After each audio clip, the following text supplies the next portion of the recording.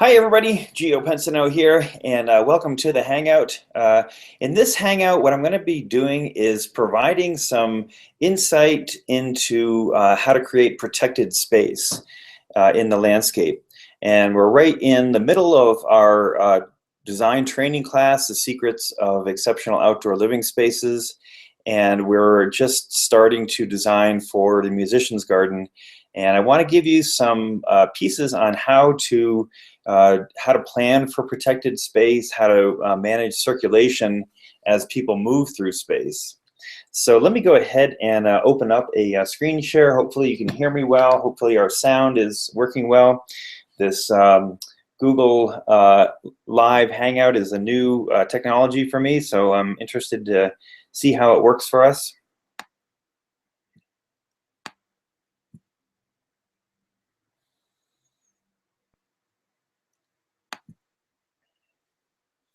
So I've got our chat window opened up right now, and you can go ahead and put a note in this chat, and curious to hear where you're viewing from tonight.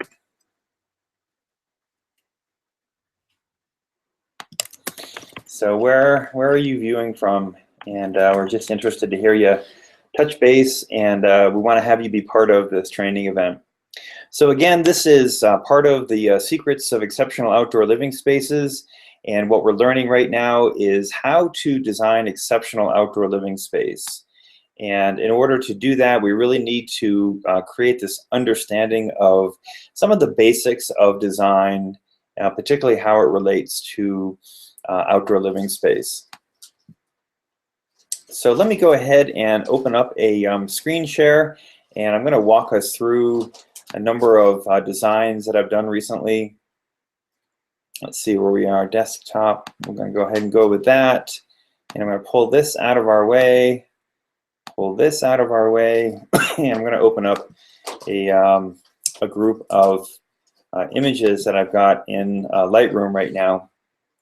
I'm going to back us up to the very beginning of this process. And here's the project that we're working on right now. This is a base plan for the Musician's Garden, and I'm going to assume that you've got this already. And if you haven't, go on into the Learning Portal and go ahead and download this. You can put it onto a drive and then bring it to Kinko's and blow it up. Or you can follow along the process that I laid out, which is to use Google Map in order to create a base plan and create a scale to work from.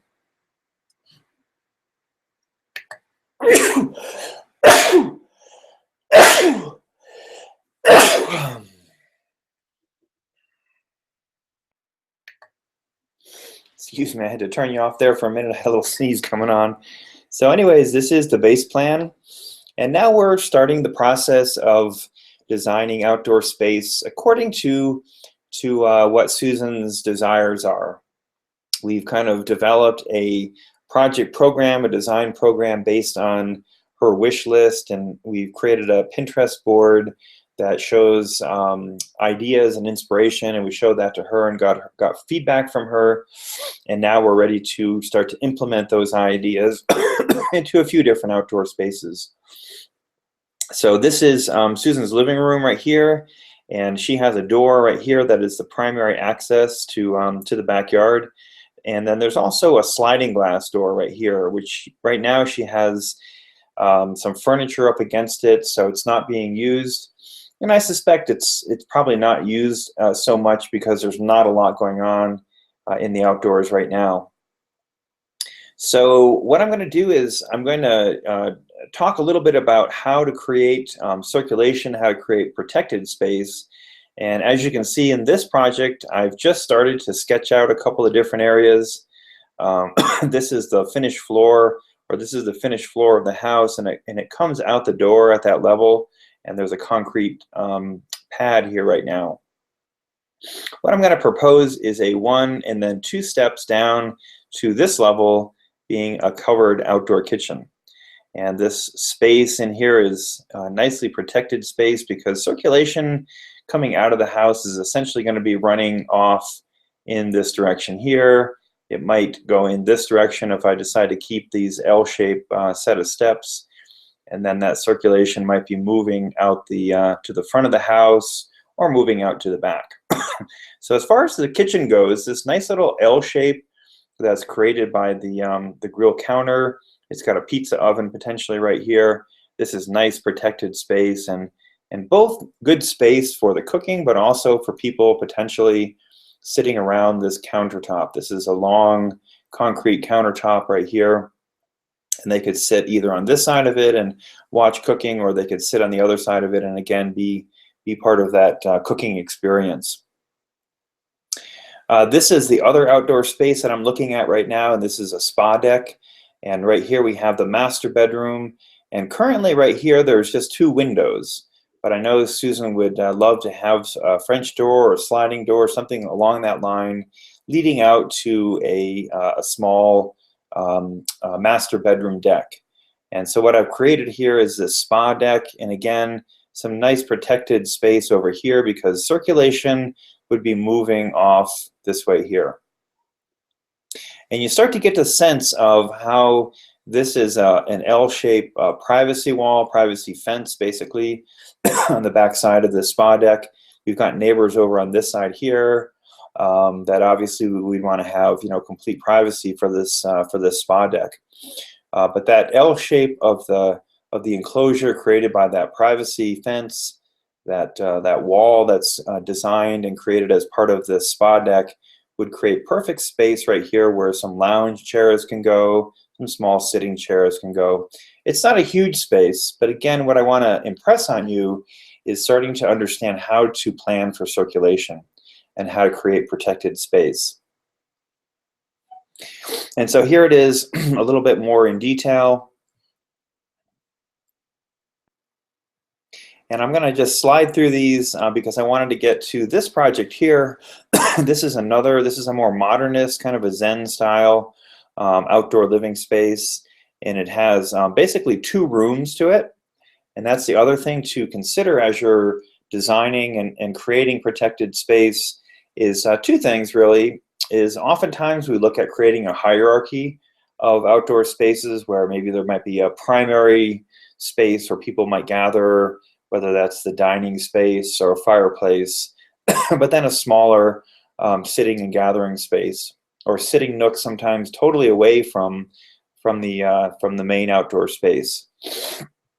But in this project here, this is a townhome, and we have one townhome on this side, and there's another townhome on this side that creates the back wall, and then we've got this basically unused space between the 2 townhomes.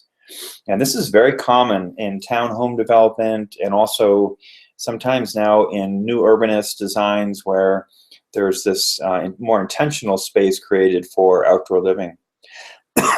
And so if we look at how people are moving through this space right here, this is the kitchen, and there's a sliding glass door that comes from the kitchen, and it comes onto this space right here.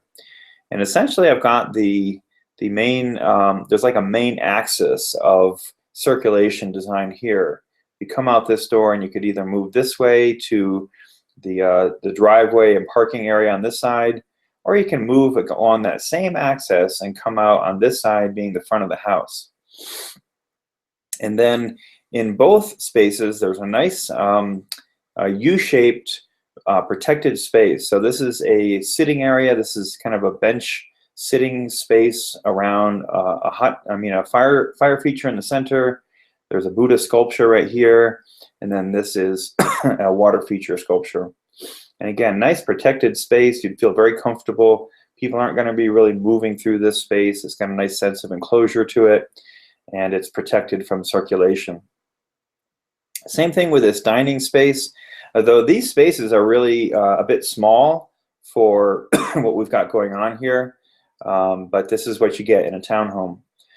And so we've got an L-shaped cooking space with a couple of stools that people can sit and be part of the cooking experience. Or we've got this table that again is kind of tucked into this L-shaped corner. And maybe a smaller table might work better here. Again, this is a fairly small space.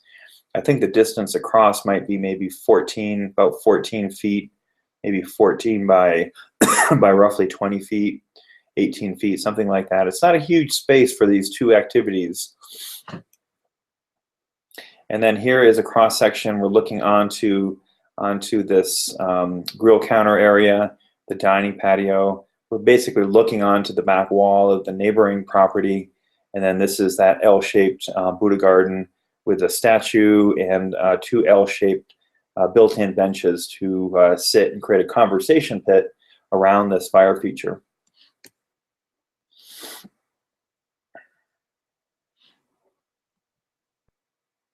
So here's a look at some circulation movement, and this is basically all circulation. This is a new U-shaped driveway, a circular driveway, semicircular driveway that I designed with a new drop-off point. Previously, the entry coming into the house was just onto this garage door, which is really common in a lot of development designs now. You bring right off the street and right into the garage door. No sense of arrival, no opportunity to be outside the car, no drop off, that kind of thing. And so what I've created is this circular driveway. It's really a drop off kind of driveway. It's got enough room that cars can pull over on this side, do a drop off, and people can get by them.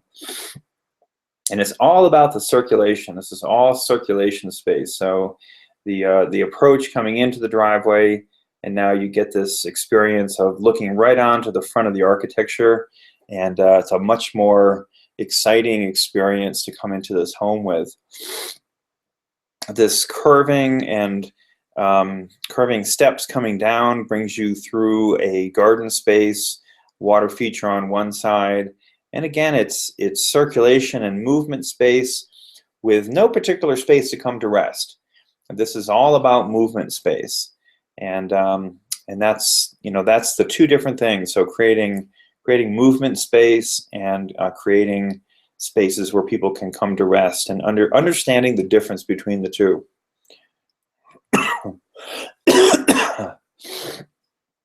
And one of the things to see and understand about movement space is that something should be happening along the movement corridor, along the experience. It should be an experience of the garden, rather than just having the garden be something that you look at from inside the house, or you look at from the street. People talk about curb appeal.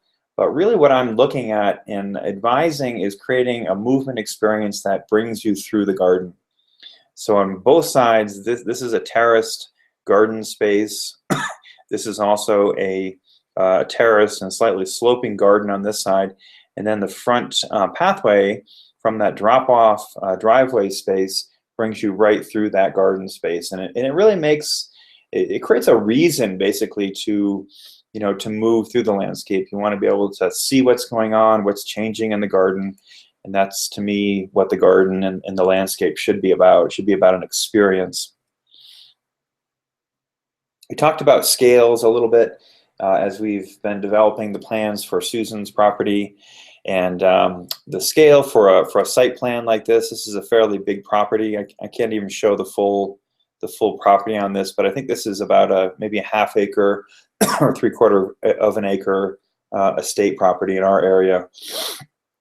So in order to be able to get a lot of that information onto a 24-inch sheet, a 10 scale, 1 inch equals 10 feet is really a common scale that I use.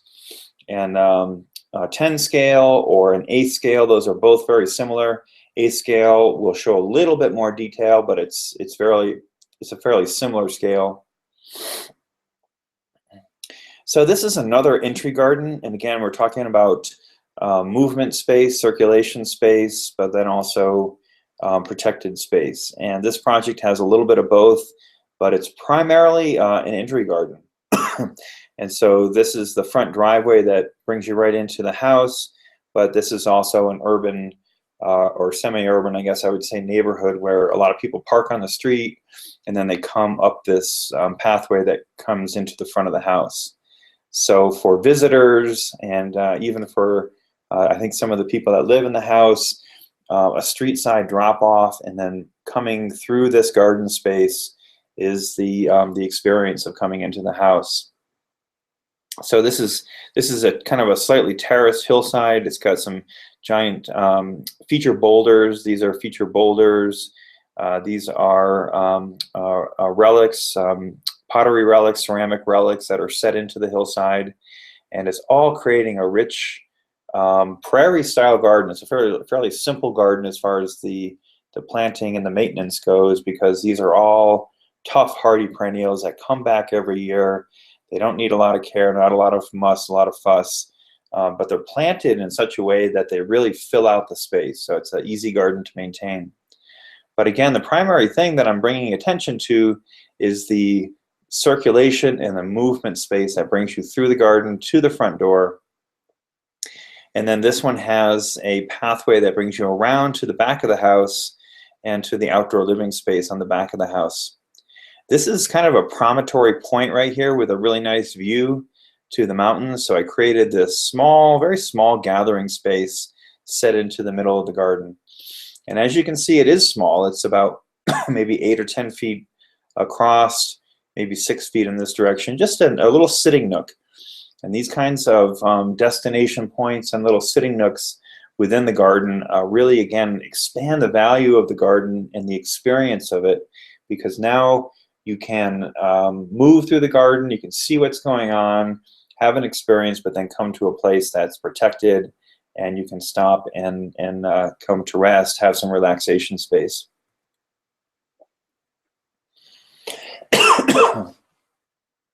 And a couple of things that I've done to create protection for this space. These are not really walls, they're just edging around the space.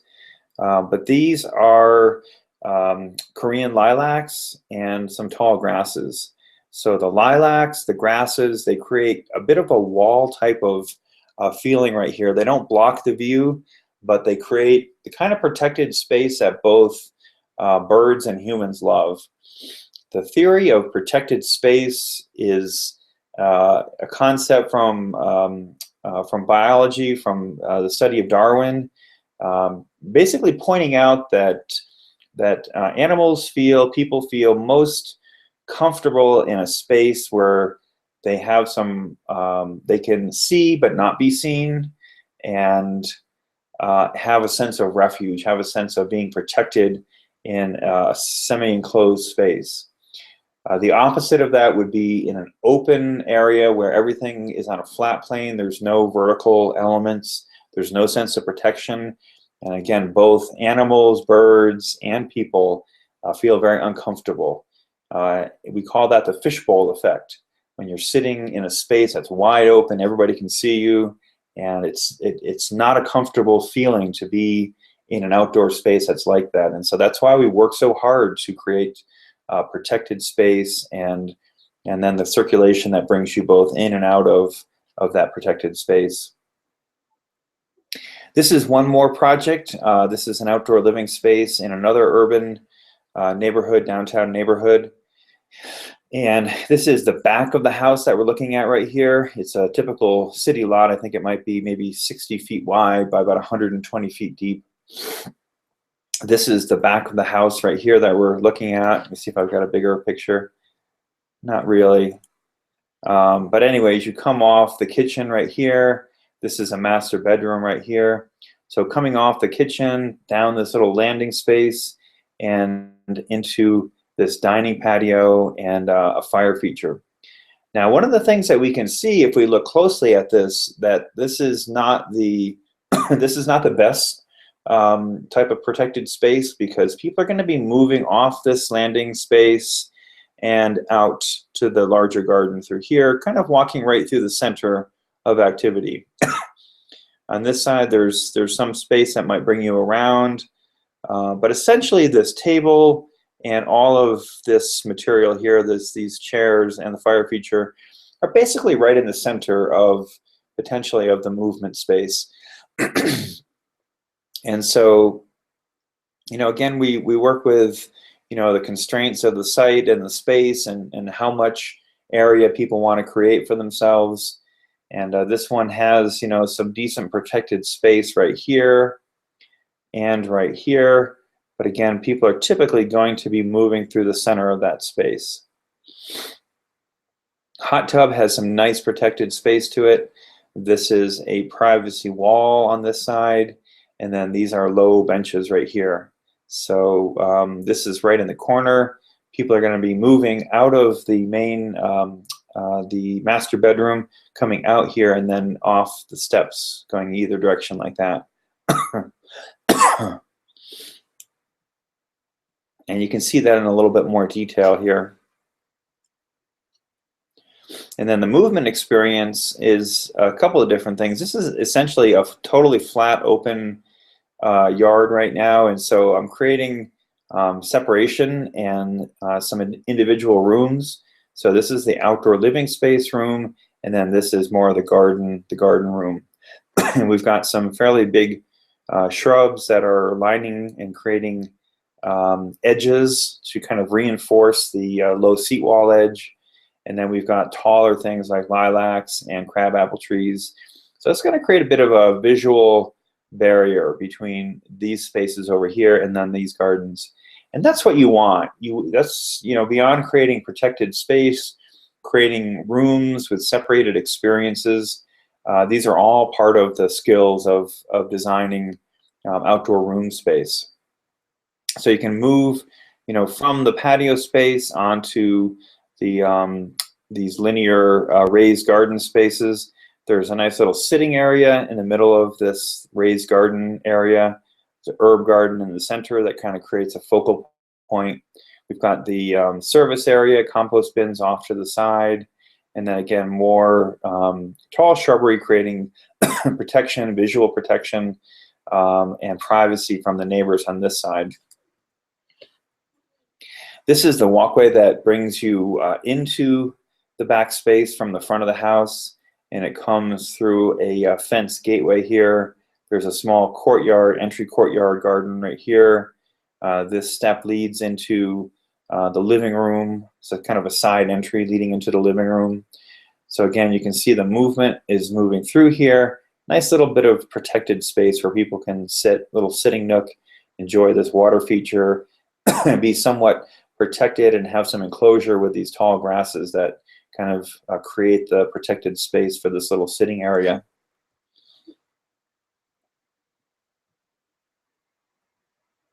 And this kind of shows you how somebody would move down this corridor and planted area and then move through into the outdoor living spaces, coming right on into the rear patio space, be able to see the landing area, and then come up these steps into this hot tub deck space.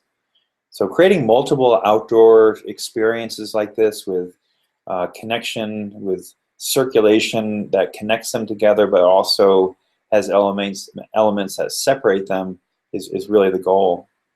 And again, this is what it might be like to move into that space, come through that little arched gateway, and then into the outdoor living space.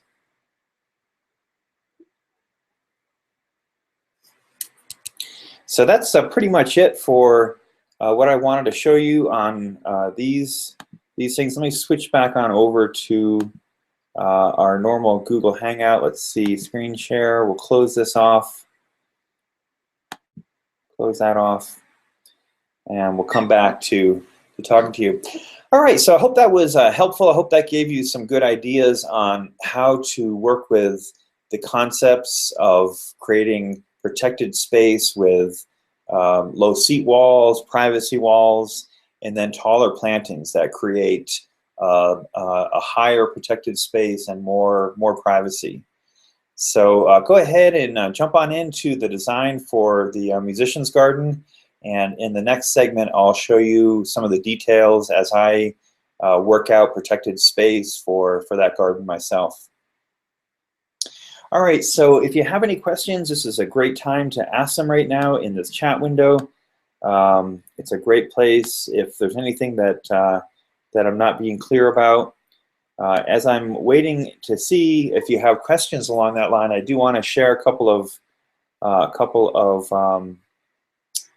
links for you. So let me just pull those up really quick here, and I'll share them into our space. While I'm doing this, go ahead and think about anything that you want to know about, things that you want to get some feedback on.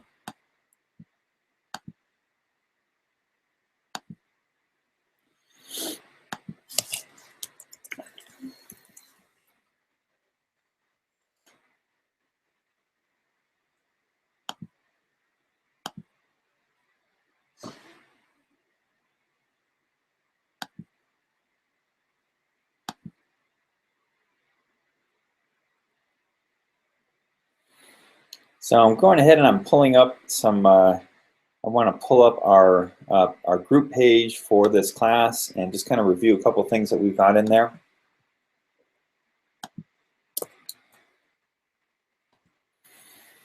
Okay, so this is the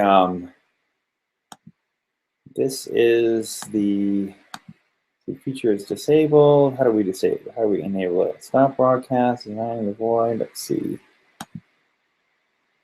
See, it doesn't look like it wants to give us this tool. Interesting. Don't know why, but maybe that'll be part of our learning for step 2.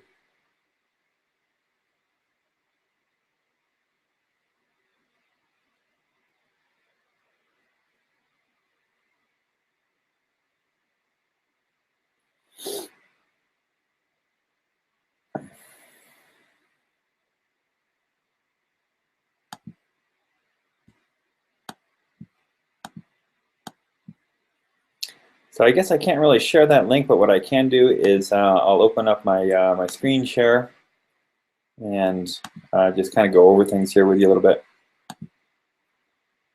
So you should have my screen now, and this is our group page for this class for the New American Landscape Academy.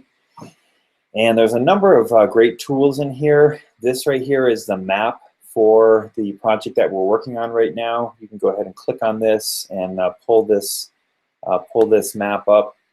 If I do this right now, it's got a lot of great tools in here. You can do measurements and things. And right now we're in a very what do you call it? A very big view. So we're going to kind of pull in here so we can see our property real close.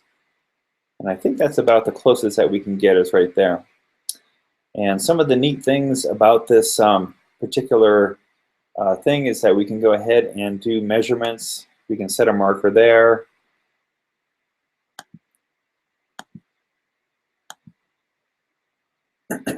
And set another marker. It'll let us. We set another marker. And then we can get our distances.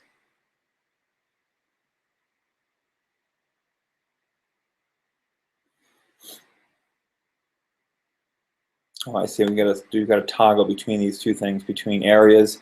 A particularly helpful tool for measuring out areas if you're doing measurements for fertilizer applications or putting mulch down or different things like that. But it's also great for doing measurements like this. So you can see from the back of Susan's house to her yard, it's 76 feet. And we can go ahead and clear those and then do other points. So that's a really helpful tool to have. This is the Handbook of Evolutionary Psychology, and it kind of gives you some ideas on where the theory of protected space had developed from and how it's applied. It's applied particularly to public spaces, the design of outdoor spaces for public gardens and urban public spaces, because it's very important to design those spaces in a way that people will actually use them. These material calculators, very helpful things to have for doing estimates for your projects. New England Gardens. This is 8 landscape design principles from Garden Design magazine. Extremely helpful. This is the Musician's Garden, so you can go in there and take a look at any pictures if you need to zoom in and see what's going on in particular areas. And then this is the Spirit of the Place, architectural styles from that neighborhood. So those should be some good tools to help you.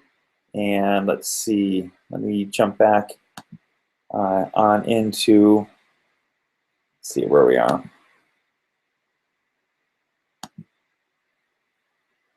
Okay. So we should be back.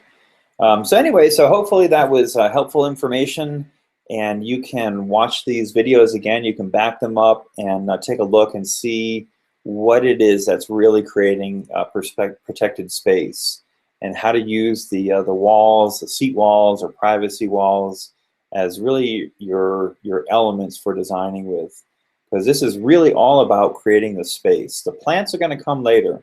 The plants may be part of the creation of enclosure and the creation of privacy, of course, but right now we're looking at defining the space, how the people are going to move through the space, and then the planting aspect will come a little bit later. All right, well, that's all I've got for you right now. I don't see any things in the chat window. Let me just take one last little look over here. Okay, nothing in the chat window. All right, well, hope things are going well with you, and I will see you in the next live training space like this. All right, have a good one now.